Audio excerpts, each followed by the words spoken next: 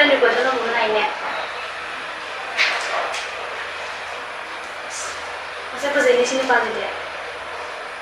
Except untuk sendiri sih.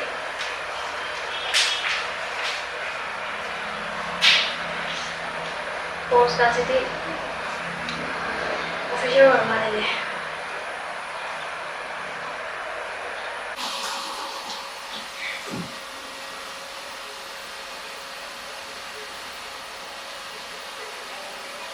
Xin phá cho cô rồi này.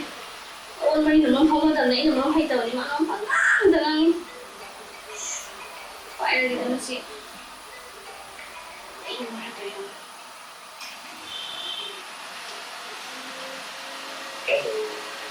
Hello.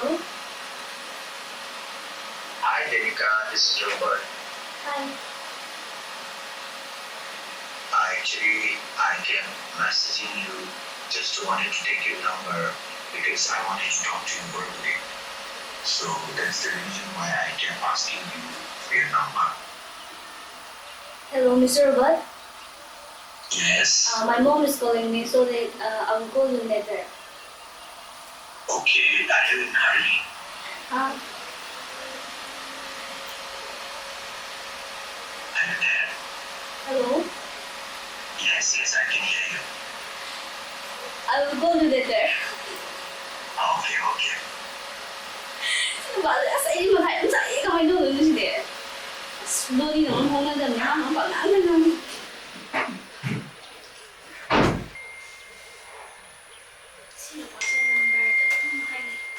Bima, sao cha gì là hai cái phúc ân đàn đâm tàu đó cái đẩy hèn năng xí mà. Là Bima, quay là ghê, xin đừng hồn mà không mà cho nó gấu từ cùng đi bảo. Sao cái in khẩn đi lo. Xin bảo cho nó nằm kiểu đây. Xoay em chỉ đi là sẽ không được.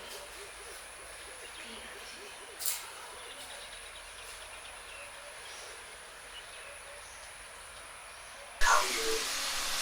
Have you done cooking? Yes, Mr. Robert. Well, actually, I am just calling you to tell you that I will not be able to take your call even if you call in between because I will be on duty for another 8 hours. Yeah, it's okay. Alright, so I wanted to just tell you that because if you call, I will not be able to receive your call for another 8 hours because my shift is starting in another 15 minutes. Hello, Mr. Robert. Yes. I'm not good in English, so let's talk in message. Okay, no problem. Your English is fine, by the way. But yeah, we will definitely talk on messaging. Alright? Huh?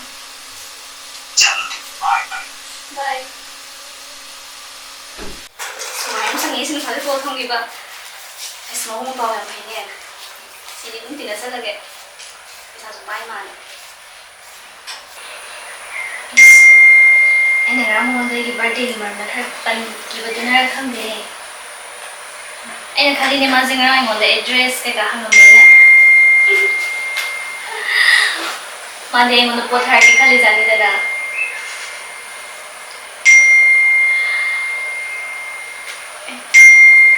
Sini post hai cái details này nè.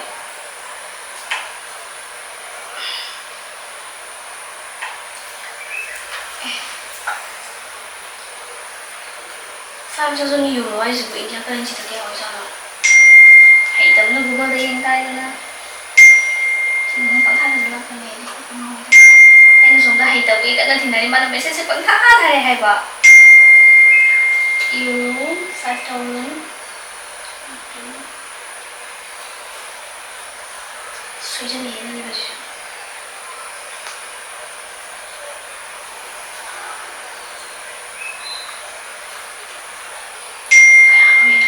Charlie sih, terang banget hari malam ini mah. Yang harus ini. Yung kiri tahu ini tuh.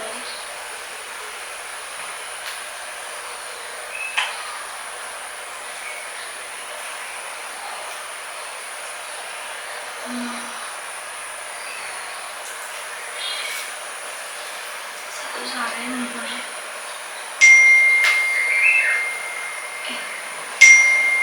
Cái cô này ra lối tội chứ Kan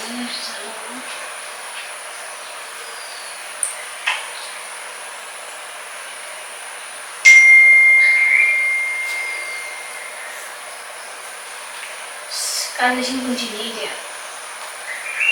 Mana yang nak thar ka dulu poci tu yang ba. Som tu yang ba ba. Ada ba sing kun thar ni ni mo da. Siji di sini. Hang mana pada mari mari. Orang ke sana ko paisa kha dum lai ni mo na hang ni.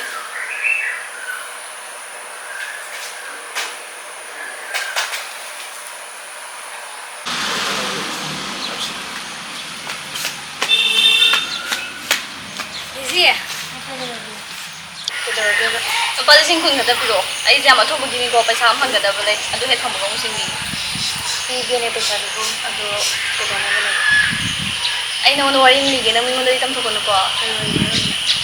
Ai je handak ne Facebook tagi manamam ti nei ba. Foreigner ne bu ko ma ju UK dai ne ba. Asma sa ka je ku azama mo ko pa ma. Ai ko nam tu nangi do. Ki do ge mo. Nangi do Maybe ni army ni ka hai ba. Nebi oi hai. WhatsApp ta call tau pra ba. Tawri ge no WhatsApp ta ngatani. International number da. Ke do ge do. Ai ngoi da sune chi me mang da tumai na ma tau ge. Hai di. Kamai ga ha ge ba video call di nong ta tawra mo ne. Video call le tawra te audio ngatani. Adugum ba do fraudness na am ta khangja. Kamai na ge. Nang paisa kya di thadar re da. Ai je paisa thada bodi hauji ba ko ai ne mo ndai birthday ge munu wai sa ba ne ma na gi da mo te gift thar ko jani da. Adu ai da som da problem am lai ge sing kun thar wai ba. Adu gi ne no ne bi chalo lai je. Thadru ga na trom ta. Thadru. Tharu nu ko nang paisa ma ge ta ne. Ai su next da ma se la ga ma yam he da ba ne. Ma se. La ga ma ma khai sai mo ni ma se ko. Kamai na ge. Ngoi da su tumai ta ma na ta we Facebook ta friend request na thar e. Adagi wari dum sana ye. WhatsApp ta hana call to pa ne ko. Du me thang wari dum sana. Gift thar e ko le la e amu har kan mi police na khar phar har kan airport te khar phar har kan paisa su mathang ma thok te ne tumai ta ba nang thu ne la khoi se phar ba ne te yeng ge nang Sini. gift manung da paisa ka pe har ko moi da 5,000 euro pe hai. adaga nang harari ne ba I hao ga di kai no. ibe ma ngam tang na ngai ma ba nang dum ma nge paisa adu su ne kitang na te lak ne ma tu sinang ge Spare ga yin di. ado phagi su na te nang cybercrime chat na ba taw sin tu cha thau ba na phani yam dia man ba ni ko moi do ado ai su sum theng na pai na khang ho je kan am tai message han de du man tha pa do nang chu han da na ba to As adu di bai ai ma tong na smai to ya ji bu ha di sa khang na da mi mi na ne tam che sa ga ha di su mo ram da han ba ya ji hai ba. Na li ne khang o shi am phara ba ni bu nang na zo da pire se yam phara ba ne ba. Ado sigum ba awareness ya khoi di imana bi adu di imung manung ko mi me am da khoi nang di hai ma thau tai ba. Ai go ma ga da me am zu ya ro da ne ala si da. adu ne ai su ne ya wi